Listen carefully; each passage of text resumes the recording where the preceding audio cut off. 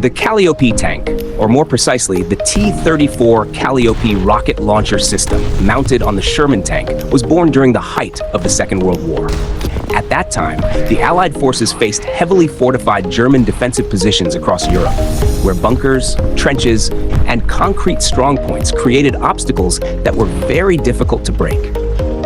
The Sherman tank, while widely produced and fairly mobile, sometimes lacked the raw firepower needed to knock out fortified positions quickly, especially when German anti-tank guns and field defenses were laid thick across the battlefield.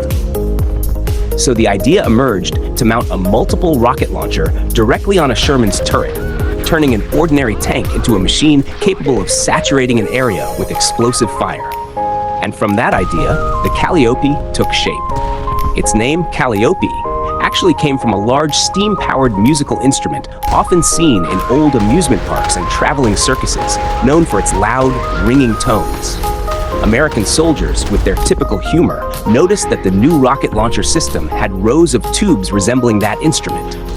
But instead of cheerful music, this Calliope produced the roar of dozens of rockets streaking through the air and exploding across the battlefield.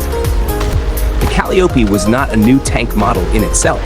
Rather, it was an attachment secured over the turret of a standard M-four Sherman. It was mounted in such a way that the launcher's elevation could be controlled by linking it to the movement of the tank's main cannon. The T-34 Calliope launcher held 60 rocket tubes, each about 1 meter long and with a diameter of about 114 millimeters. These tubes were grouped together in blocks, forming a wide array that pointed forward over the tank. The rockets themselves, known as M8 rockets, were unguided and had a maximum range of roughly 2.5 miles. They were not very accurate, but accuracy was not the point. The Calliope's rockets were designed to blanket an area with explosive shock, shredding defenses and forcing enemy troops to scatter or dive for cover. Because of this, the Calliope was best used as a suppressive weapon. Instead of targeting individual vehicles, it was used to soften defensive lines, clear trenches, and shake enemy morale before infantry and armor moved in. All firing controls were inside the safety of the tank, allowing the crew to unleash an entire barrage without exposing themselves. But this came with trade-offs. The bulky launcher limited the movement of the main cannon, reducing the Sherman's flexibility in direct combat. It also made the tank more visually obvious, meaning the enemy could identify and target it more easily. Still, when used correctly, the Calliope packed a terrifying punch. The Calliope first saw combat during the Normandy campaign in the summer of 1944. As Allied troops pushed inland from the beaches of France, they had to break through stubborn German defenses planted among fields, towns, and hedgerows. Here, the Calliope proved its worth. When a Calliope fired, 60 rockets left their tubes almost simultaneously, shrieking overhead before crashing down in violent bursts. The sound alone could rattle even hardened soldiers. German troops caught under these barrages sometimes abandoned positions entirely, not wanting to remain under such overwhelming fire. The Calliope also saw use in urban fighting, where German defenders often held strongpoints inside buildings.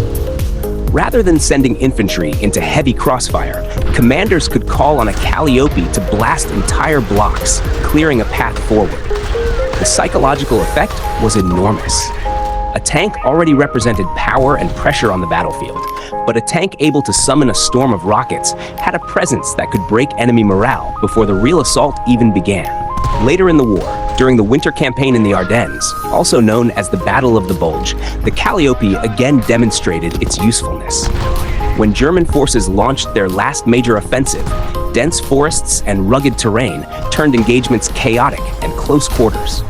The Calliope helped create fire barriers and disrupt German troop movements, firing volleys to slow advances or devastate staging areas. However, the freezing weather sometimes caused mechanical difficulties, especially in electrical systems and rocket loading processes. Nonetheless, the launcher remained in service through the final phases of the war in Europe. After the war ended, the Calliope's role declined quickly. Warfare evolved, and militaries began to favor more specialized self-propelled rocket artillery systems that were lighter, more mobile, and did not rely on tank turrets for aiming. The United States tested other variants, such as the T-40 Whizbang, which fired fewer but more powerful rockets. Yet the T-34 Calliope became the most recognized and remembered model of the Sherman-mounted rocket systems. Very few countries outside the United States used the Calliope. It remained primarily an American battlefield innovation. There is some evidence that France briefly operated a handful of these systems after the war, having received them from US forces, but their use was minimal. The Soviet Union, famous for its Katyusha rocket launchers, never adopted the Calliope since they already had their own highly effective rocket artillery system suited to broad sweeping offensives. Germany, Japan, and Britain did not adopt or replicate the Calliope either. Although the Calliope did not become a defining icon of armored warfare in the same way the Sherman, the Tiger, or the T-34 did, it remains a symbol of battlefield creativity. It represents the idea that in the desperation and urgency of total war, innovation often comes not from long-term planning, but from immediate necessity. A tank fitted with a rocket launcher may seem crude at first glance, but in the right moment, it was exactly what the battlefield required.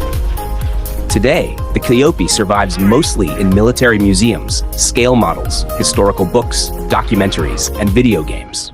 It stands as a reminder of how quickly humans can adapt technology to solve difficult problems under pressure. The roar of the rockets it launched once signaled chaos, terror, and overwhelming force. Now, that sound echoes only in memory and in history, but it remains an enduring testament to the ingenuity of wartime invention and the relentless search for advantage on the battlefield.